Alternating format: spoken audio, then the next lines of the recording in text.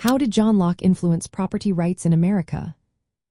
Imagine a world where your belongings are not truly yours unless the government says so. Now picture a different world where your labor and effort give you ownership. That's the core idea John Locke brought to the table. Locke was a philosopher from England who lived in the 1700s. His ideas about natural rights shaped how Americans see property today. He believed that property rights are not just privileges granted by governments but are natural rights everyone has from birth. Locke said that when you work on natural resources, like farming land or building tools, you create private property. This means your effort makes what you own legitimate.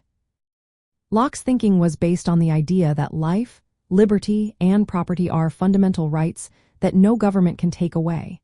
He argued that governments exist mainly to protect these rights. This idea is reflected in the American Constitution, especially in the Fifth Amendment. The Fifth Amendment says the government cannot take private property for public use without paying fair compensation. This is called the Takings Clause. It shows how Locke's belief that property rights are essential to freedom and economic growth influenced American law. Locke also introduced the idea that governments get their power from the consent of the people. People agree to form societies to better secure their natural rights, including property.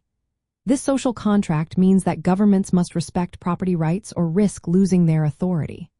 For conservatives, Locke's ideas support the belief that protecting property rights encourages people to invest, start businesses, and grow the economy.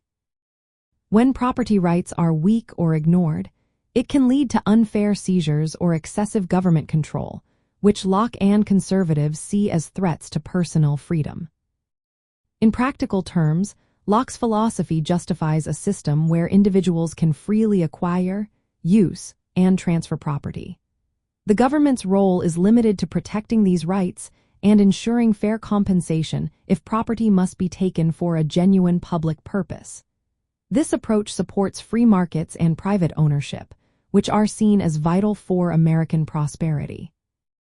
Overall, Locke's ideas helped shape the view that property rights are a cornerstone of individual liberty and economic success in America.